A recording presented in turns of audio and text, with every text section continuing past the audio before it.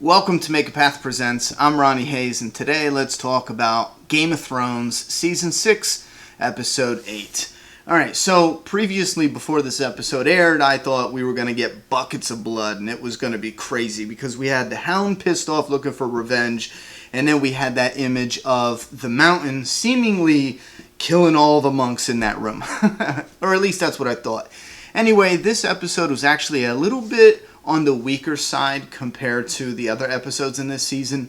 However, I will say it was still good. I still liked it, really enjoyed it, and I think even though it was on the weaker aspect compared to the rest of the episodes, I think it actually fit in nicely in the overall season, telling the overall story for this season. But a couple main aspects I want to talk about. First is going to be Jaime and Brienne. Now, I like the relationship, and I like the fact that it felt like they never thought they'd see each other again. And, you know, we have this uncertainty with Jaime, at least in my opinion. I don't know where he stands. Now, he always proclaims, and he makes it very clear that the main thing he loves is Cersei. You know, the love they have for each other is it. That's it. I mean, nothing's going to stand in his way when it comes to that. But when he forges these bonds with friends like Bronn and Jaime, it makes me worried what's going to happen if they ever find themselves on opposite ends of the battlefield, like they were talking about. Now, in this episode, he clearly lets her go. And I know it seemed like he was uneasy, looking over his shoulder, making sure no one was, seeing this, so that way she can make a clean getaway and he doesn't have to order anybody to stop her. I mean, maybe that's not what happened, but it felt like that's what was going on in that scene. But I'm just worried that these two friends who have, again, forged this bond in the earlier seasons might actually come face to face as enemies on the battlefield. And I don't want them to get to that place, but I'm also at the same time very curious to see what decisions Jaime makes if they do get to that point. Next thing is going to be Bronn and Podrick. I really like their little bit of friendship there. And when Bronn is teaching Podrick how to sneak attack somebody, I feel like that's something small that's going to come into play maybe by the end of this season. He's going to sneak up to somebody. I just know it. It felt like that was a little bit of setup they put in there, as well as to show these two friends, or old friends, kind of friends, goofing around a little bit. So I like that. Now to Cersei and Tommen. And speaking about being unsure, I am unsure like a son of a bitch when it comes to Tommen, because I always look at him as being weak, like a child, unable to make his own competent, confident decisions. He feels like he's a puppet with someone's hand up his ass, moving his mouth. At the same time, it also truly feels like he's being partially manipulated and also partially fully buying into what he's being told. And again, I think that has to do with being weak. But also, in his defense, I understand completely the rule of outlawing trial by combat, because they're right. That is definitely, you can't argue that. It is one way for the rich and powerful to get out of a just punishment. All they have to do is hire or extort or force, somebody who is a very capable fighter to fight for them. So it's definitely a corrupt way for the rich and powerful to get out of their punishment. You know what I mean?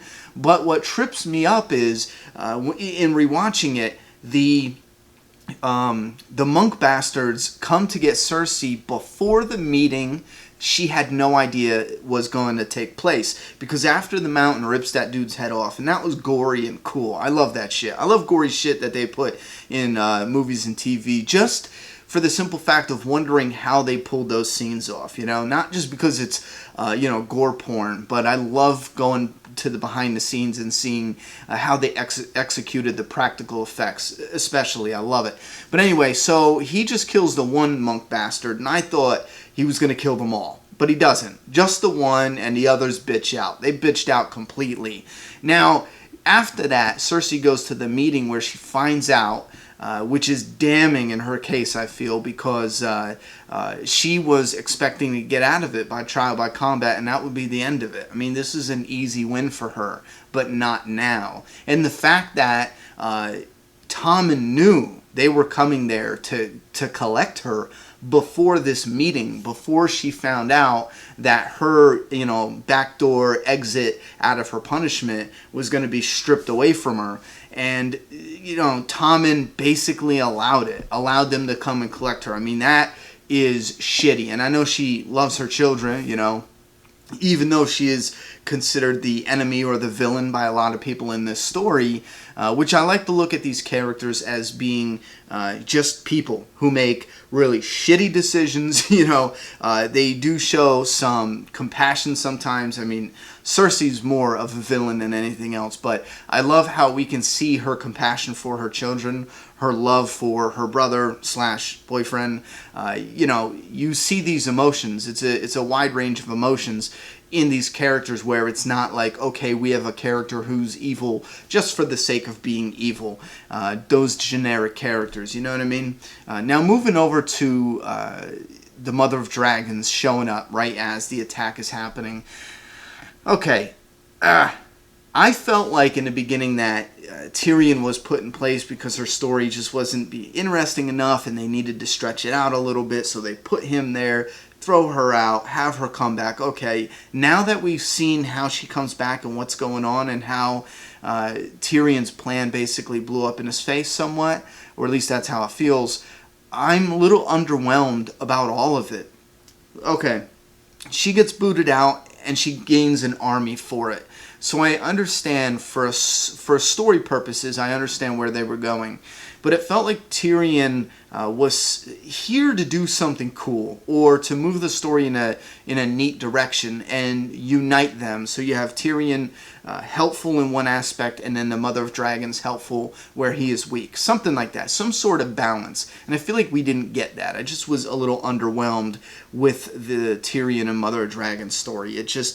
This season was the most underwhelming aspect, I think, in the overall story. Now moving over to Edmure, another one I'm unsure about story-wise, where they're going to go. I thought the Blackfish was going to say yes to Brienne and help Sansa. I really did. Now it leaves me wondering, they left Edmure alive, and I feel like they wouldn't leave him alive for just this one little scene.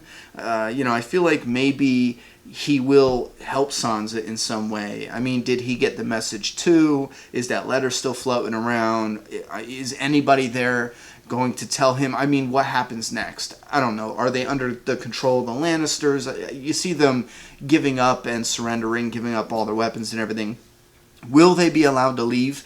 Jaime knows what's going on. And I know if this won't hurt Jaime in any sort of way, will Jaime allow this as like a gift to his friend Brienne by being like, what, your family's being attacked over here, they need to take out the Boltons or whatever. But then again, would that end up hurting Jaime, politically? Because didn't they link up? Anyway, moving on from that, because I don't know what they're going to do next with Edmure, let's go to the most interesting aspect, and that's going to be Sandor, Clegane, and Arya. Now, separately, they have two different stories going on right now, but what's interesting is how they could potentially connect later on in the story. Now, this new Sandor, right, he is told by Beric that he can help more people than he's harmed. And we've seen him kind of opening up to these people building this new whatever building or village they were building, and they got killed. He goes out for justice, and he's still that same Sandor Clegane, you know what I mean? But there's something about him that is different, that has changed. Maybe he's searching for a purpose now to life. He came so close to dying, maybe he wants to truly live for once. So he decides, or at least buys in, this is what it feels like, buys into what he's being told, and he's going to help. Now, will that push his story towards Arya now? Arya's going home. And here's the thing with Arya's story, even though it was very badass, her story was badass, where she gets into the room and cuts the candle and the lights go out. I was like, oh, that shit's badass, because they did a couple episodes where she's blind and she's doing this training, and I believe when she was blind, she got the upper hand in battle towards that girl, and then when she got her eyesight back, she got her ass kicked. So it felt like utilizing her abilities while blind was actually more beneficial to her in combat than when she can actually see, you know what I mean? So I get the vibe there, and that was totally badass and awesome. However, what bothers me is the fact that it was set up with the candles. Were those candles burning the whole time? I mean, did she run in there and get them lit? Was this a setup? You know, it clearly looked like she left bloody trails for the girl to follow. It looked like a setup. But if this was a setup, is she surprised that Crane is dead? Because she did this essentially to keep Crane from dying, right, for no reason. Now, and Crane is the woman, I believe that's her name. She was the actress that took her in, helped her, whatever. And then she gave her, the seed of the poppy or whatever that is, and she passes out. Now, how convenient is that? She gives her this drink, knocks her ass out, and the girl never shows up. By the time she wakes up from being drugged, okay, that's conveniently when the girl shows up, and she also kills Crane. Did Arya know that was going to happen? And if not, how didn't Arya know that was going to happen? This Crane woman is the only other person she's had contact with that they know of, so it would be essentially easy to track Arya down. I mean, if I knew of Arya's situation, that would have been the first place I would have looked. You know, that or scoured around the city a little bit, one or the other. It would have been easy to track her down. So it leaves me a little confused if Arya knew this girl was a dead woman no matter what. And maybe she was, I don't know. See, that part I don't get, because it feels like a setup. But in that case, if it was a setup, wouldn't Arya try to help the girl from not being killed? You see what I mean? Anyway, so there's a little bit there with Arya's story that I didn't quite get, because it felt a little too convenient at moments, and it felt like Arya knew what she was doing, and at the same time it felt like she made a couple stupid mistakes that she probably shouldn't have done, like going to Crane's house. You know, it felt like a death sentence for that woman.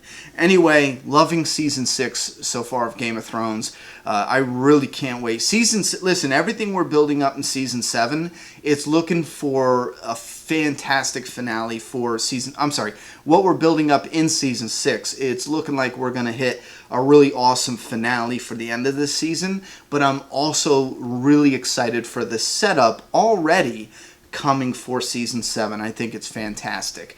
Anyway, what did you think about this most recent episode of Game of Thrones? I loved it. Love this season. And a big thank you to you guys for really pushing my ass to watch Game of Thrones. Now listen, I might not be a fanatic quite yet about it, or, you know, diving into the books or the history or the lore. I may get there one day, little by little. I know the books right now, I just do not have time for, as far as interest-wise. It's not there. Maybe in a year or two, I might pick up the books. Maybe when the show's over and I want some more Game of Thrones, I might look into the books right now. But a huge thank you for you guys kicking me in the ass and watching this show, because I'm having a lot of fun with it. All right. Thoughts and opinions. What did you think about this episode and the season so far, since we're close to an end?